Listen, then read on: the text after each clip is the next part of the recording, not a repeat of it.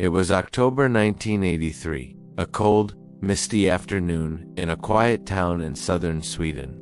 The fields were yellow, the air was thin, and the roads were almost empty, the kind of silence where even your own footsteps echo like warnings.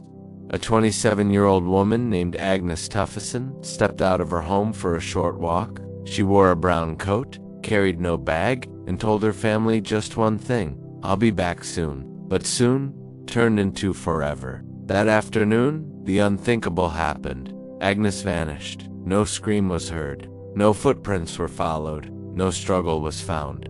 She simply disappeared from the earth, like a page torn from a book. Her house sat near open farmland, with the main road stretching straight for kilometers. Anyone walking there could be seen from far away. Yet, that day, nobody noticed anything unusual. Hours passed. Agnes did not return. Her sister stepped outside and looked down the empty road as the mist thickened, like a curtain hiding the truth. By evening, worry had turned to panic. The family called the local police. But Sweden wasn't known for kidnappings, and the town wasn't known for crime. The first reaction was disbelief. Maybe she got lost. Maybe she went to a friend's. Maybe she just needed some air. But inside every maybe was a growing no. The next morning, authorities launched a missing person case.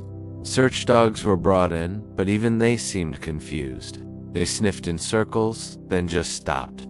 Her scent ended abruptly on the roadside, as if she was simply lifted off the ground. Rescue teams scoured the countryside, searching forests, barns, empty wells, and abandoned farmhouses.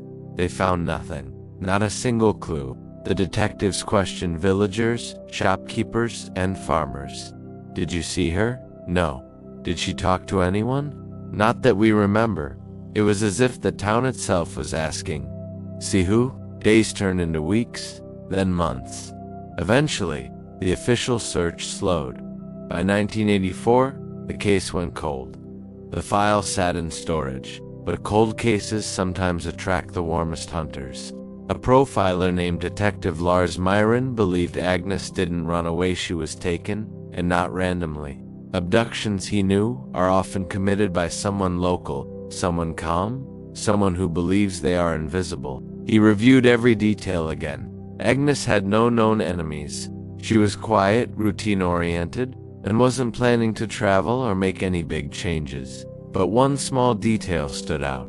3 weeks before she disappeared, she had attended a community market. There, she was seen speaking briefly with a man selling mechanical tools. At the time, it meant nothing. Now, it meant everything. Detective Lars launched a new wave of interviews, but this time, his questions were different. Instead of asking, "What happened that day?" he asked, "What felt wrong that week?" Memory works strangely. People forget facts, but they remember feelings. And one truck driver, Henrik Olsen, finally spoke up.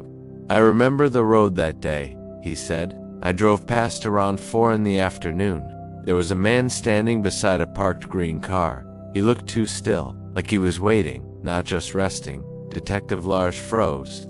"Was he watching the road?" he asked. Henrik nodded. "Yes, like someone hunting movement." Henrik helped create a sketch. Tall, in his 40s, wearing a dark jacket and a faded cap, with nervous eyes pretending to be calm. It wasn't a name, but it was no longer a ghost. Detectives matched the sketch with tool seller licenses from the market.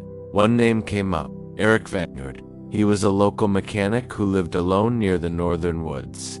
No criminal record, no traffic fines, no public fights. Exactly the kind of man the world overlooks. And exactly the kind Detective Lars feared. They began surveillance. No arrest, no confrontation, just observation.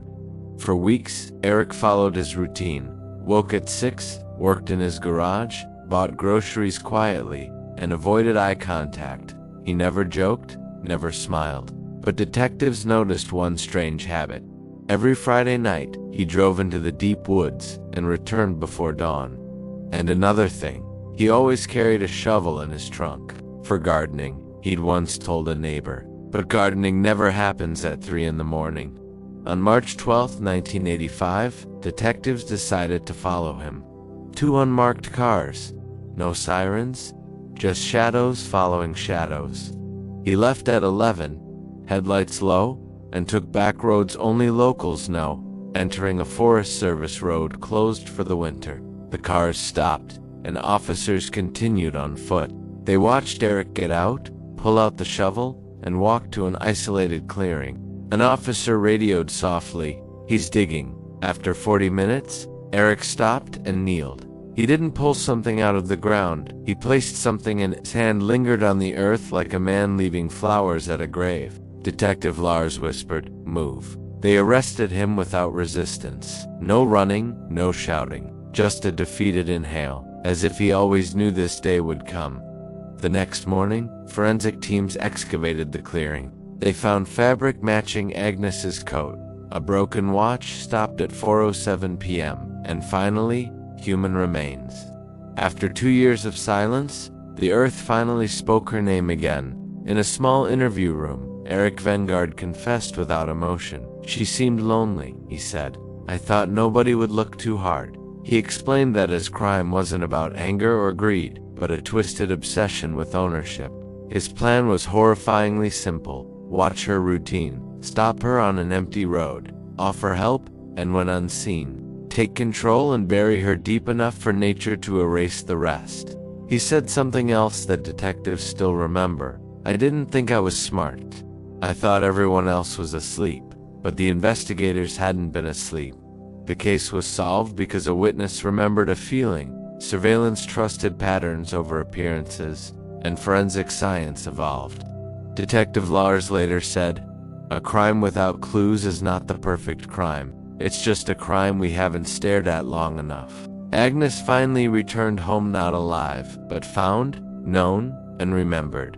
And Eric, he lived like someone unnoticed and hunted like someone invisible. But he was caught because truth eventually finds a witness, even if it takes years to blink. Thank you for watching. If you found this story compelling, please like and subscribe for more true crime investigations.